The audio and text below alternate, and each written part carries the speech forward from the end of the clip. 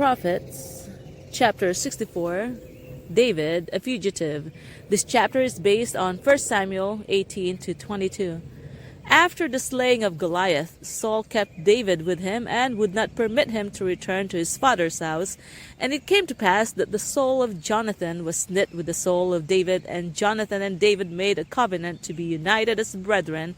And the king's son stripped himself of the robe that was upon him, and gave it to David, and his garments, even to his sword, and to his bow, and to his girdle. David was entrusted with important responsibilities, yet he preserved his modesty and won the affection of the people as well as the royal household. David went out whithersoever Saul sent him and behaved himself wisely, and Saul set him over the man of war. David was prudent and faithful, and it was evident that the blessing of God was with him. Saul at times realized his own unfitness for the government of Israel, and he felt that the kingdom would be more secure if there could be connected with him one who received instruction from the Lord. Saul hoped also that his connection with David would be a safeguard to himself. Since David was favored and shielded by the Lord, his presence might be a protection to Saul when he went out with him to war. It was the providence of God that had connected David with Saul. David's position at court would give him a knowledge of affairs in preparation for his future greatness. It would enable him to gain the confidence of the nation. The vicissitudes and hardships which befell him through the enmity of Saul would lead him to feel his dependence upon God and to put his whole trust in him. And the friendship of Jonathan for David was also of God's providence to preserve the life of the future ruler of Israel. In all these things, God was working out his gracious purposes, both for David and for the people of Israel. Saul, however, did not long remain friendly to David. When Saul and David were returning from battle with the Philistines, the women came out of all the cities of Israel, singing and dancing to meet King Saul with tabrets, with joy, and with instruments of music. One company sang, "Saul hath slain his thousands," while another company took up the strain and responded, "And David his 10,000s." The demon of jealousy entered the heart of the king. He was angry because David was exalted above himself in the song of the women of Israel. In place of subduing these envious feelings, he displayed the weakness of his character and exclaimed, "They have ascribed unto David 10,000s, and to me they have ascribed but thousands. And what? Can he have more but the kingdom?" One great defect in the character of Saul was his love of approbation. His trait had a controlling influence over his actions and thoughts. Everything was marked by his desire for praise and self-exaltation. His standard of right and wrong was the low standard of popular applause. No man is safe who lives that he may please man, and does not seek first for the approbation of God. It was the ambition of Saul to be first in the estimation of men, and when this song of praise was sung, a settled conviction entered the mind of the king that David would obtain the hearts of the people and reign in his stead. Saul opened his heart to the spirit of jealousy by which his soul was poisoned. Notwithstanding the lessons which he had received from the prophet Samuel, instructing him that God would accomplish whatsoever he chose, and that no one could hinder it, the king made it evident that he had no true knowledge of the plans or power of God. The monarch of Israel was opposing his will to the will of the Infinite One. Saul had not learned while ruling the kingdom of Israel that he should rule his own spirit. He allowed his impulses to control his judgment, until he was plunged into a fury of passion. He had paroxysms of rage when he was ready to take the life of any who dared oppose his will. From his frenzy, he would pass into a state of despondency and self-contempt, and remorse would take possession of his soul. He loved to hear David play upon his harp, and the evil spirits seemed to be charmed away for the time. But one day, when the youth was ministering before him and bringing sweet music from his instrument, accompanying his voice as he sang the praises of God, Saul suddenly threw his spear at the musician for the purpose of putting an end to his life. David was preserved by the interposition of God, and without injury fled from the rage of the maddened king. As Saul's hatred of David increased, he became more and more watchful to find an opportunity to take his life, but none of his plans against the anointed of the Lord were successful. Saul gave himself up to the control of the wicked spirit that ruled over him, while David trusted in him who is mighty in counsel and strong to deliver. The fear of the Lord is the beginning of wisdom. Proverbs 9 verse 10. And David's prayer was continually directed to God that he might walk before him in a perfect way. Desiring to be freed from the presence of his rival, the king removed him from him and made him his captain over 1,000, but all Israel and Judah loved David. The people were not slow to see that David was a competent person and that the affairs entrusted to his hands were managed with wisdom and skill. The counsels of the young man were of a wise and discreet character and proved to be safe to follow, while the judgment of Saul was at times unreliable and his decisions were not wise. Though Saul was ever on the alert for an opportunity to destroy David, he stood in fear of him, since it was evident that the Lord was with him. David's blameless character aroused the wrath of the king. He seemed that the very life and presence of David cast a reproach upon him, since by contrast it presented his own character to disadvantage. It was envy that made Saul miserable and put the humble subject of his throne in jeopardy. What untold mischief has this evil trait of character worked in our world? The same enmity existed in the heart of Saul that stirred the heart of Cain against his brother Abel, because Abel's works were righteous and God honored him, and his own works were evil, and the Lord could not bless him.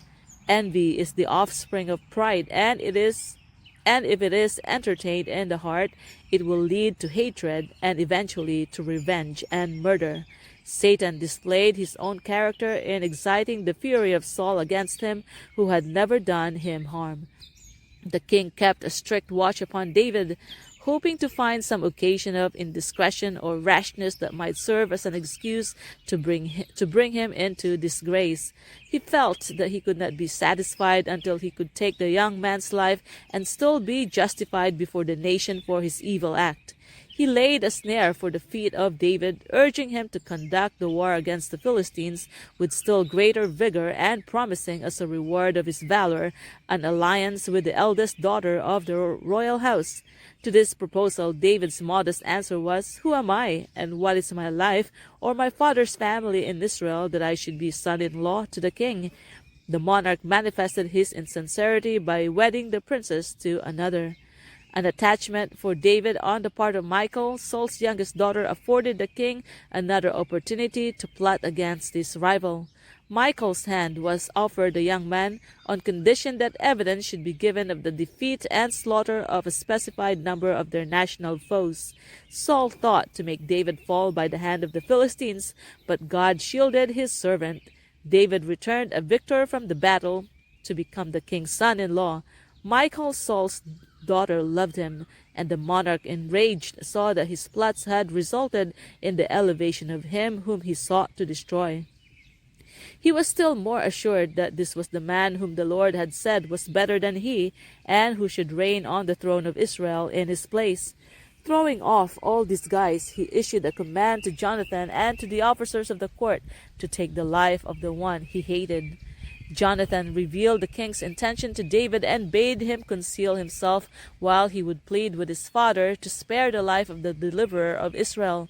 He presented before the king what David had done to preserve the honor and even the life of the nation, and what terrible guilt would rest upon the murderer of the one whom God had used to scatter their enemies.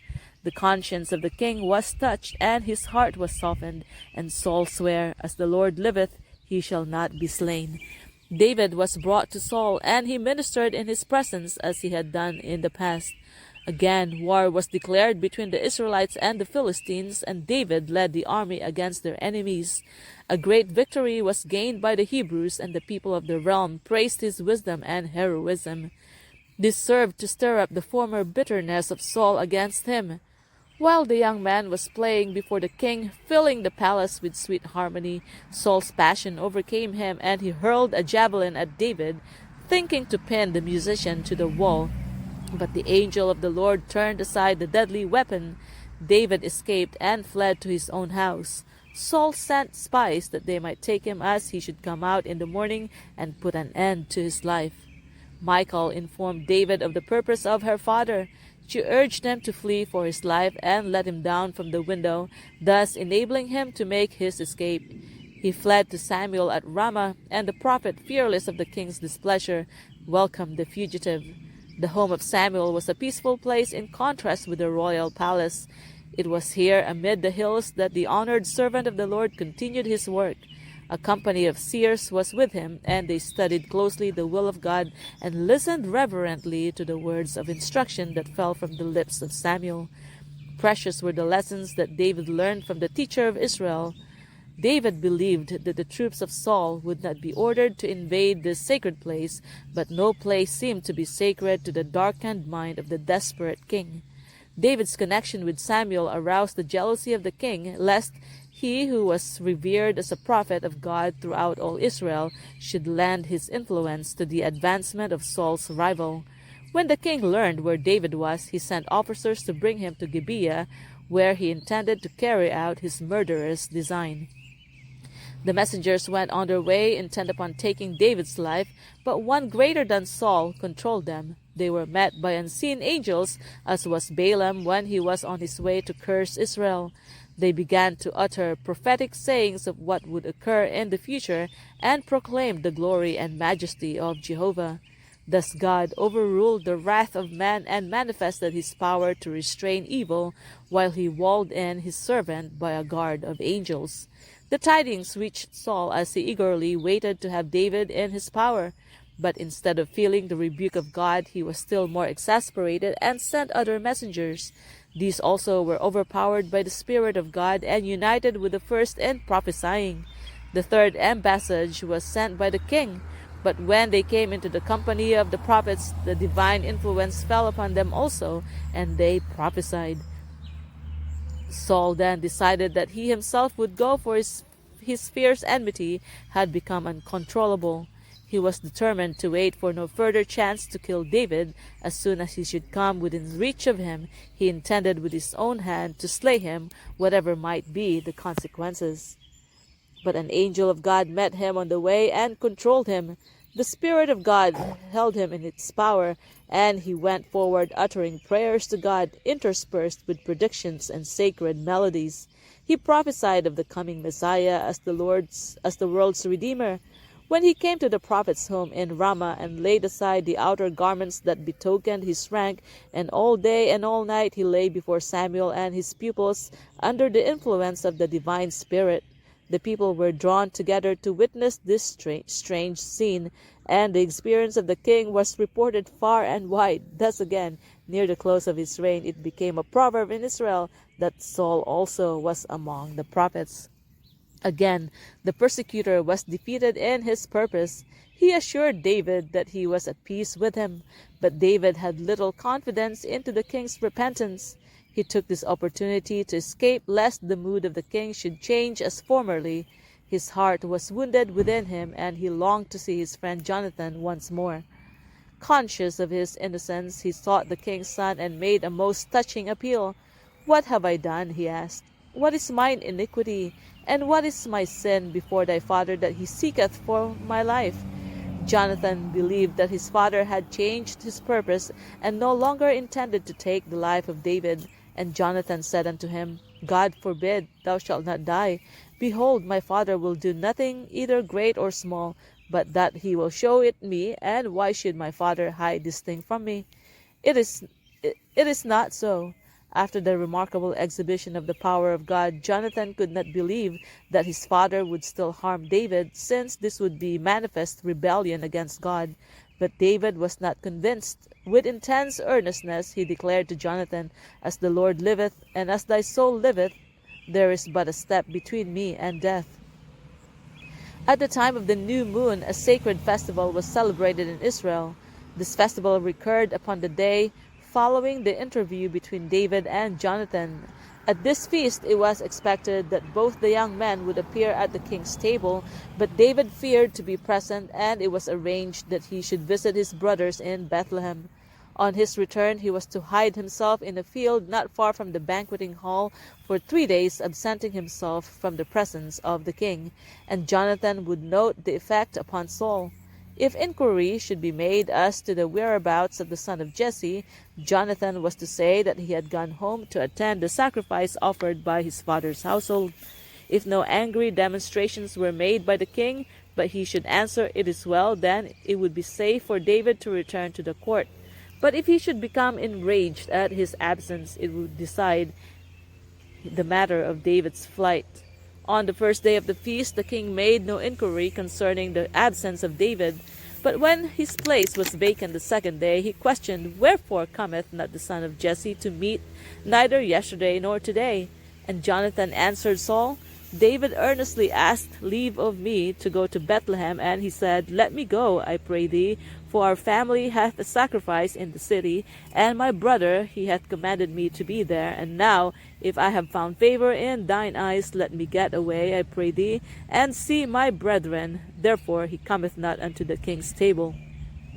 When Saul heard these words, his anger was ungovernable. He declared that as long as David lived, Jonathan could not come to the throne of Israel, and he demanded that David should be sent for immediately, that he might be put to death. Jonathan again made intercession for his friend, pleading, "Wherefore shall he be slain? What had he done?" This appeal to the king only made him more satanic in his fury, and the spear which he had intended for David he now hurled at his own son. The prince was grieved and indignant, and leaving the royal presence, he was no more a guest at the feast. His soul was bowed down with sorrow as he repaired at the appointed time to the spot where David was to learn the king's intentions toward him. Each fell upon the other's necks, and they wept bitterly. The dark passion of the king cast its shadow upon the life of the young men, and their grief was too intense for expression. Jonathan's last words fell upon the ear of David as they separated to pursue their different paths. "Go in peace, forasmuch as we have sworn both of us in the name of the Lord, saying, The Lord be between me and thee, and between my seed and thy seed forever." The king's son returned to Gibeah, and David hastened to reach Nob, a city but a few miles distant and also belonging to the tribe of Benjamin. The tabernacle had been taken to this place from Shiloh, and here Abimelech the high priest ministered. David knew not whither to flee for refuge except to the servant of God. The priest looked upon him with astonishment as he came in haste and apparently alone, with a countenance marked by anxiety and sorrow. He inquired what had brought him there. The young man was in constant fear of discovery, and in his extremity he resorted to deception. David told the priest that he had been sent by the king on a secret errand, one which required the utmost expedition. Here he manifested a want of faith in God, and his sin resulted in causing the death of the high priest. Had the facts been plainly stated, Abimelech would have known what course to pursue to preserve his life. God requires that truthfulness shall mark his people, even in the greatest peril. David asked the priest for 5 loaves of bread. There was nothing but hallowed bread in the possession of the man of God, but David succeeded in removing his scruples and obtained the bread to satisfy his hunger. A new danger now presented itself. Doeg, the chief of Saul's herdsmen, who had professed the faith of the Hebrews, was now paying his vows in the place of worship. At sight of this man, David determined to make haste to secure another place of refuge and to obtain some weapon with which to defend himself if defense should become necessary. He asked Ahimelech for a sword, and was told that he had none except the sword of Goliath, which had been kept as a relic in the tabernacle. David replied, "There is none like that. Give it to me." His courage revived as he grasped the sword that he had once used in destroying the champion of the Philistines. David fled to Achish, the king of Gath, for he felt that there was more safety in the midst of the enemies of his people than in the dominions of Saul.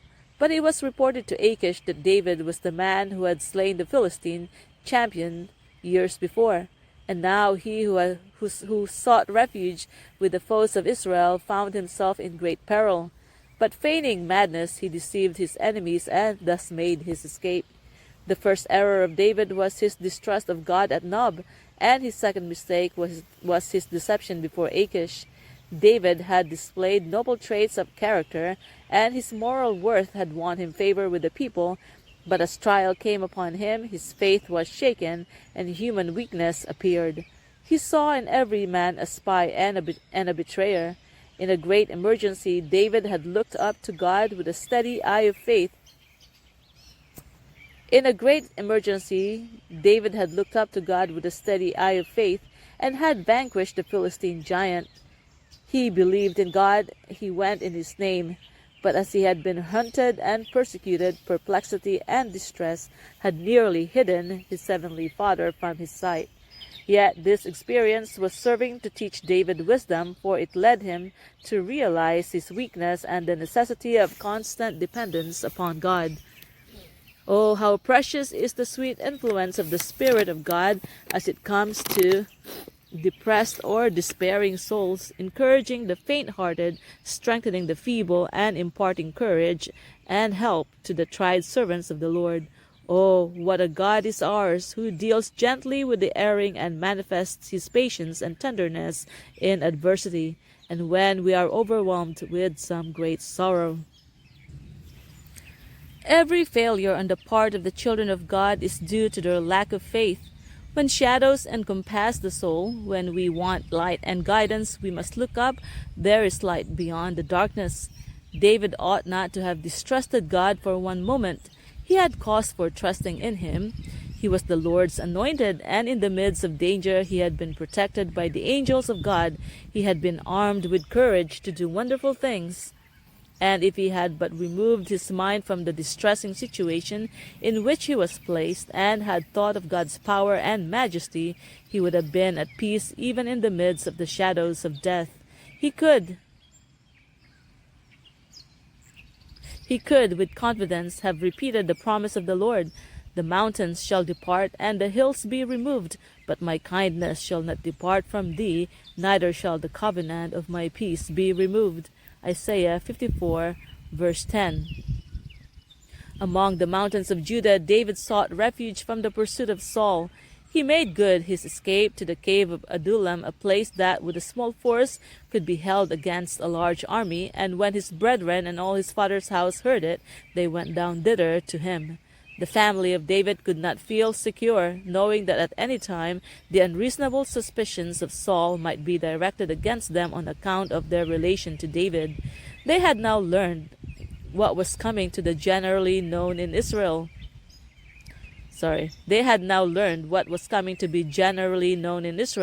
that God had chosen David as the future ruler of his people, and they believed that they would be safer with him even though he was a fugitive in a lonely cave that they could be while exposed to the insane madness of a jealous king.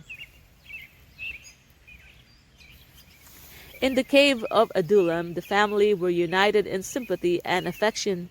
The son of Jesse could make melody with voice and harp as he sang, "Behold how good and how pleasant it is for brethren to dwell together in unity."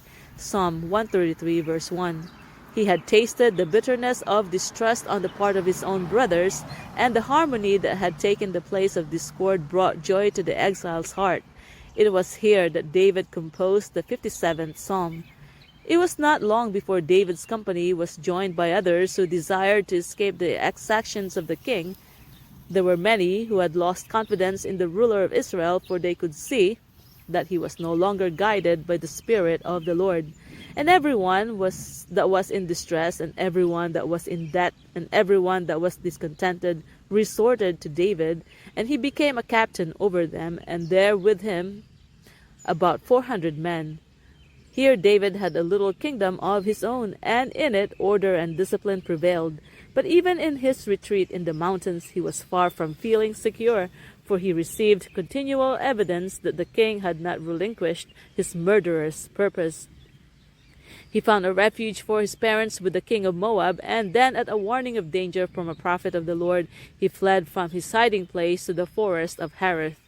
The experience through which David was passing was not unnecessary fruitless. God was giving him a course of discipline to fit him to become a wise general as well as a just and merciful king. With his band of fugitives, he was gaining a preparation to take up the work that Saul, because of his murderous passion and blind indiscretion, was becoming wholly unfitted to do. Men cannot depart from the counsel of God and still retain that calmness and wisdom which will enable them to act with justice and discretion. There is no insanity so dreadful, so hopeless as that of following human wisdom, unguided by the wisdom of God. Saul had been preparing to ensnare and capture David in the cave of Adullam, and when it was discovered that David had left this place of refuge, the king was greatly enraged. The flight of David was a mystery to Saul. He could account for it only by the belief that there had been traitors in his camp, who had informed the son of Jesse of his proximity and design. He affirmed to his counselors that a conspiracy had been formed against him, and with the offer of rich gifts and positions of honor he bribed them to reveal who among his people had befriended David. Doeg the Edomite turned informer, moved by ambition and avarice, and by hatred of the priest, who had reproved his sins, Doeg reported David's visit to Ahimelech, representing the matter in such a light as to kindle Saul's anger against the man of God. The words of that mischievous tongue, set on fire of hell, stirred up the worst passions in Saul's heart. Maddened with rage, he declared that the whole family of the priest should perish, and the terrible decree was executed. Not only Ahimelech, but the members of his father's house, 85 persons that did wear a linen ephod, were slain at the king's command by the murderous hand of Doeg. And Nob, the city of the priests, smote he with the edge of the sword both men and women, children and sucklings, and oxen and asses and sheep. This is what Saul could do under the control of Satan, when God had said that the iniquity of the Amalekites was full and had commanded him to destroy them utterly. He thought himself too compassionate to execute the divine sentence, and he spared that which was devoted to destruction. But now, without a command from God, under the guidance of Satan, he could slay the priests of the Lord and bring ruin upon the inhabitants of Nob. Such is the perversity of the human heart that has refused the guidance of God. This deed filled all Israel with horror. It was the king whom they had chosen that had committed this outrage, and he had only done after the manner of the kings of other nations that feared not God. The ark was with them, but the priests of whom they had inquired were slain with the sword. What would come next?